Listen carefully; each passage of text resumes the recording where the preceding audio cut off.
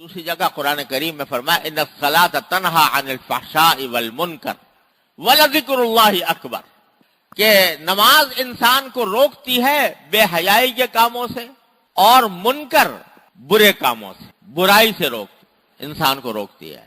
یہ نماز کا خاصہ ہے۔ جب آدمی نماز کا پابند بن جاتا ہے تو اللہ تعالیٰ کے فضل و کرم سے اس کے دل میں ایک احساس پیدا ہو جاتا ہے کہ میں روز اپنے پروردگار کے سامنے جا کے کھڑا ہوتا ہوں اور کہتا ہوں ایاک نعبد و ایاک نستعین، میں آپ ہی کی عبادت کرتا ہوں، آپ ہی سے مدد مانگتا ہوں۔ روز اللہ تعالیٰ کے سامنے 5 مرتبہ جا کر یہ اقرار کرتا ہوں، تو اب مجھے اگر میں یہ کام کروں گا، دھوکہ دوں گا، رشوت لوں گا، تو یہ میرے لیے آخرت میں جہنم کے انگارے جمع کرے گا۔ یہ دل میں خیال پیدا ہوتا ہی ہے اس شخص کے جو نماز کی پابندی کرے 5 وقت اہتمام کے ساتھ پڑھے۔ بعض لوگ کہتے ہیں بھائی لوگ نماز بھی پڑھتے ہیں اور دھوکے بھی دیتے ہیں اور اس طرح کے کاموں میں مبتلا ہوتے ہیں۔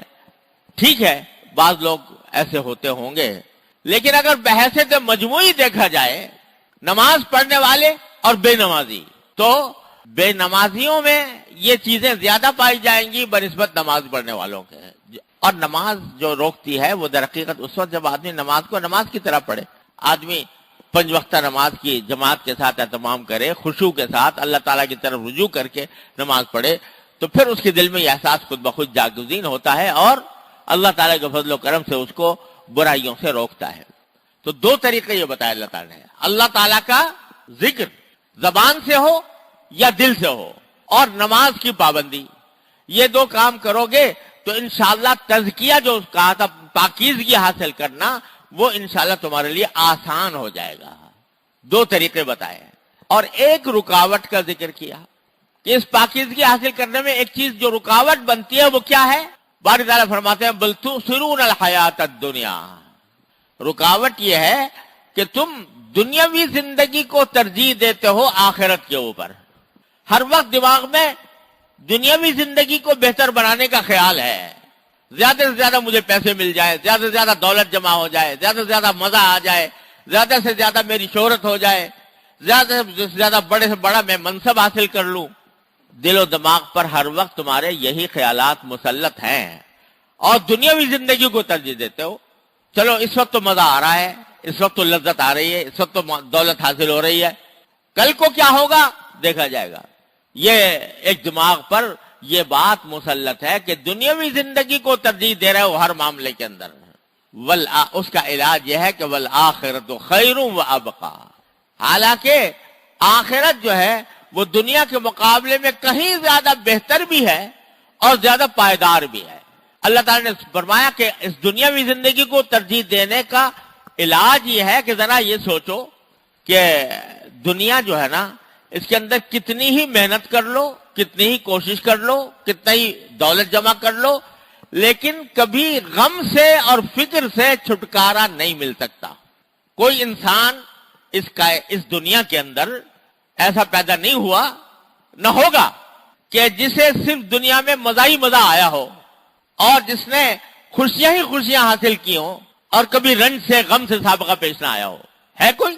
بڑے سے بڑا بادشاہ، بڑے سے بڑا مالدار، وہ دیکھنے میں مال دولت کے ڈھیر اس کے پاس جمع ہیں، لیکن اگر اس کی اندرونی زندگی میں جھانک کر دیکھو تو نہ جانے کتنے غم لگے ہوئے ہیں، کتنے دکھ لگے ہوئے ہیں۔ کسی انسان کو خالص خوشی یہاں پر میسر نہیں آتی، خوشی کے ساتھ رنج کا، غم کا کانٹا لگا ہوا ہے۔ اگر آرام ہے تو تکلیف بھی ہے، کچھ نہ کچھ تکلیف بھی ہے۔ کوئی خوشی خالص نہیں، کوئی راحت خالص نہیں۔ اس کے برخلاف آخرت میں فرمایا والآخرۃ خیر، وہاں پر جو ہے وہ خیر ہی خیر ہے، یعنی راحت ہی راحت ہے، خوشی ہی خوشی ہے، اس میں رنج کا کوئی کانٹا نہیں۔ لا خوف علیہم ولا هم یحزنون، جنت کے لوگوں کے لیے فرمایا اللہ تبارک و تعالیٰ نے کہ نہ ان کو کوئی خوف ہوگا مستقبل کا کہ آئندہ یہ ہو جائے گا وہ ہو جائے گا، یہ جو ہر وقت دماغ پہ اندیشے لگے رہتے ہیں، یہ ہرگز کوئی خوف نہیں، ولا هم یحزنون، نہ ان کو کوئی رنج پاس پھٹکے گا، کوئی غم نہیں۔ آپ ذرا تصور کرو اس زندگی کا جس میں نہ کوئی خوف ہو نہ کوئی غم ہو، خالص خوشی خوشی، نہ آئندہ کا کوئی خوف کہ کل کو میرا کیا انجام ہونے والا ہے، اور نہ ماضی کا کوئی غم اس زندگی کا تصور کرو. آج ہم دنیا میں ایسی زندگی کا تصور کر ہی نہیں سکتے کسی بھی انسان کے بارے میں کہ اس کو نہ کوئی خوف ہے نہ کوئی غم ہے. کچھ نہ کچھ ضرور لگا ہوا ہے. لیکن آخرت کے اندر نہ کوئی خوف ہے نہ کوئی حزن ہے. فرض کرو آپ ایک بہت مزیدار قسم کا کھانا کھا رہے ہو, بڑی لذت آ رہی ہے, بے شک لذت حاصل کر رہے ہو, لیکن ساتھ میں اگر کھاتے جاؤ تو اندیشہ لگے گا اور کھاؤں گا تو پیٹ خراب ہو جائے گا, یہ خوف لگا ہوا ہے. پیٹ خراب ہو جائے گا, بیمار پڑ جاؤں گا, یہ خوف لگا ہوا ہے. اور واقعی اگر زیادہ کھا لیا تو پتہ نہیں خدا جانے کیا پیٹ کی خرابی لازم آئے گی. لیکن آخرت میں یہ کوئی خوف نہیں, کیونکہ جو چیز بھی, جو لذت بھی حاصل ہوگی اس کے اندر کسی غم کا, کسی تکلیف کا کوئی شائبہ نہیں ہوگا. تو کوئی بھی چیز ایسی نہیں ہوگی جس کے اندر خوف ہو کہ بھئی اس سے آگے چل کے مجھے نقصان پہنچ جائے گا. چنانچہ بعض احادیث میں آتا ہے کہ انسان جتنا چاہے گا کھائے گا, جتنا چاہے گا آرام کرے گا. اگر فرض کرو آپ آرام کر رہے, نیند سو رہے ہو, لذت تو آ رہی ہے, لیکن کھٹکا لگا ہوا ہے, میری آنکھ نہ کھلی وقت کے اوپر, میں دفتر نہیں جا سکوں گا, میں اپنی مزدوری پر نہیں جا سکوں گا, نقصان ہو جائے گا. وہاں کوئی پوچھنے والا نہیں. تو خیر ہے ہر لحاظ سے, مکمل خوشی ہے تو مکمل ہے, راحت ہے تو مکمل ہے. وَأَبْقَى, اور آخرت کی دوسری صفت یہ ہے کہ وہ کہیں زیادہ پائیدار ہے, باقی رہنے والی ہے. دنیا کی کیسی لذت کیوں نہ ہو, کیسی راحت کیوں نہ ہو, فنا ہونے والی ہے. کچھ پتہ نہیں کب فنا ہو جائے, کب ہاتھ سے نکل جائے. بڑے سے بڑا دولت مند جو ہے وہ اچانک اس کے اوپر کوئی افتاد آ جائے اور وہ غریب اور فقیر بن کر رہ جائے. وہ دولت پائیدار کسی کی نہیں ہے, ہر وقت اندیشہ نکل جائے گی, فنا تاری ہوگی. بڑا کڑیل جوان اور بڑا صحت مند, بڑے قوت کے کام کرنے والا, لیکن جو وقت گزرے گا, جو عمر گزرے گی, بڑھاپا آئے گا, اس کی قوت جو ہے کمزوری میں تبدیل ہو جائے گی. اسی لیے قرآن کریم نے سورہ اعلیٰ کے شروع میں بتایا کہ ہم نے دیکھو کیسی سرسبز گھاس پیدا کی, سرسبز و شاداب, اور تھوڑے دنوں میں وہ کالا کوڑا بن کر رہ گئی. اسی طرح انسان جو ہے وہ خوبصورت ہے, تنومند ہے, طاقتور ہے, کڑیل جوان ہے, لیکن بڑھاپا آ گیا. بڑھاپا آنے کے بعد ساری قوتیں ڈھیر ہو گئی. ومن نعمرہ ننکسہ فی الخلق, اس کو ہم آخر میں جا کر ایسا ہو جاتا ہے کہ جیسے قوت کبھی تھی ہی نہیں. تو ناپائیدار ہے ہر چیز, بخلاف آخرت کے کہ وہ ہمیشہ پائیدار ہے. کوئی چیز وہاں پر ختم ہونے والی نہیں, فنا ہونے والی نہیں ہے. تو اگر انسان جوان ہے تو جوان ہی رہے گا, ہمیشہ جوان رہے گا, بڑھاپا نہیں آئے گا. کوئی تندرست ہے تو تندرست ہی رہے گا, کبھی بیماری نہیں آئے گی. جو نعمت ہے وہ پائیدار ہے. تو ایک طرف وہ زندگی ہے جس میں نہ تو خوشی مکمل نہ راحت مکمل, اور جو خوشی راحت ہے وہ کچھ دنوں میں ڈھل جانے والی, ختم ہو جانے والی. اور ایک وہ زندگی ہے جس کی ہر راحت مکمل اور کبھی ختم نہ ہونے والی, خالدین فیہا.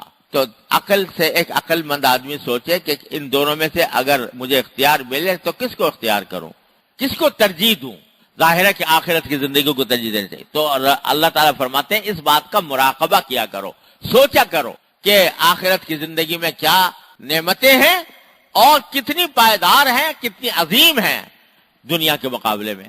اب یہ دنیا کے چند ٹکے حاصل کرنے کی خاطر تم جھوٹ بول رہے ہو, دھوکہ دے رہے ہو, رشوتیں لے رہے ہو اور حرام کھا رہے ہو, صرف اس لیے کہ تمہاری یہ زندگی جس کا کچھ پتہ نہیں کہ کب ختم ہو جائے. آج رشوت لے کر آؤ اور کل کو تمہارا انتقال ہو جائے, آج رشوت لے کر آؤ کل کو گھر میں تمہاری بیماریاں کھڑی ہو جائیں, کچھ پتہ نہیں. اور اس کے نتیجے میں وہاں جا کر بجائے راحت کے اللہ بچائے جہنم کے انگارے تمہیں ملے. تو تمہاری اصل بیماری رکاوٹ یہ ہے کہ تُؤْثِرُونَ الْحَيَاةَ الدُّنْيَا, دنیا کی زندگی کو ترجیح دے رہے ہو آخرت کے اوپر, حالانکہ آخرت بہتر بھی ہے اور زیادہ پائیدار بھی ہے. اور پھر فرمایا کہ إِنَّ هَذَا لَفِي الصُّحُفِ الْأُولَى, یہ بات ہم آج پہلی بار نہیں کہہ رہے ہیں, یہ ہم شروع سے کہتے چلے آئے ہیں. پہلے انبیاء کرام جو آئے ہیں وہ بھی سب کو یہ بتاتے آئے ہیں.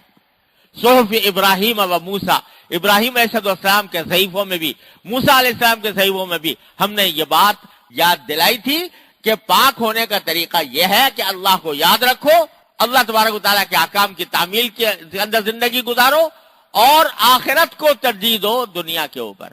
یہ بات ہم شروع سے کہتے چلے آ رہے ہیں، مگر تم ہو کہ غفلت میں مبتلا ہو اور دنیا کو ترجیح دے کر آخرت کو بھولے ہوئے ہو. تو یہ ہے سارا مضمون جو اللہ تبارک و تعالیٰ نے ان آیات کے اندر ارشاد فرمایا. اللہ تعالیٰ اس کو ہمارے دلوں میں بسا دے، بٹھا دے، اللہ تعالیٰ کی یاد ہمارے دلوں میں پیدا کر دے. اس کا ایک طریقہ میں عرض کرتا ہوں کہ صبح کو فجر کے بعد روزانہ اللہ تبارک و تعالیٰ کی طرف رجوع کر کے یہ ارادہ بھی کریں اور دعا بھی. یا اللہ میں ارادہ کرتا ہوں کہ آج کی زندگی آپ کی مرضی کے مطابق، آپ کے احکام کے مطابق گزاروں گا، کسی گناہ کا ارتکاب نہیں کروں گا. اور دعا بھی کرو، یا اللہ ارادہ تو کر لیا، اپنی رحمت سے مجھے اپنے فضل و کرم سے اس کے اوپر کامیابی بھی عطا فرما دیجئے اور مجھے بچا لیجئے گناہوں سے. یہ تھوڑی دیر کے لیے دعا کر لو اللہ تبارک و تعالیٰ سے. رات کو جب سونے لگو تو ذرا سا جائزہ لے لو کہ بھئی ساری زندگی میں نے صبح کو ارادہ کیا تھا، کس حد تک میں اس پر قائم رہا. اگر قائم رہا اللہ تعالیٰ کا شکر ادا کریں، اور اگر خدا نہ کرے کہیں بہکے بھٹکے تو اللہ تعالیٰ سے یا اللہ میں ارادہ تو کیا تھا مگر پھسل گیا، فلاں جگہ پھسل گیا، فلاں جگہ بہک گیا، اے اللہ اپنے رحمت سے مجھے معاف فرما دیجیے اور آئندہ کے لیے توفیق عطا فرما دیجیے. یہ دو کام کر لو، فجر کے بعد یہ ارادہ اور دعا، اور رات کو سونے سے پہلے اللہ تبارک و تعالیٰ کی بارگاہ میں حاضر ہو کر خود اپنا مراقبہ، محاسبہ، اور اللہ اگر کہیں غلطی ہوئی ہے تو اس سے توبہ، اور پھر آئندہ کے لیے دعا. یہ اگر پلے باندھ لیا، یہ دو کام پلے باندھ لیے، انشاءاللہ ثم انشاءاللہ اللہ تعالیٰ کی رحمت کے بھروسے پر عرض کرتا ہوں کہ انشاءاللہ زندگی میں انقلاب آ جائے گا اور اللہ تعالیٰ کے مطابق زندگی انشاءاللہ گزرے گی. تزکا کے اندر داخل ہو جائیں گے ان لوگوں میں جو پاکیزگی حاصل کرتے ہیں اور اللہ تعالیٰ کے وعدے کے مطابق ان کو فلاح حاصل ہوتی ہے، ان میں انشاءاللہ داخل ہو جائیں گے. اللہ تعالیٰ اپنے فضل و کرم سے، اپنی رحمت سے مجھے آپ کو سب کو اس کی توفیق عطا فرمائے. وآخر دعوانا الحمدللہ.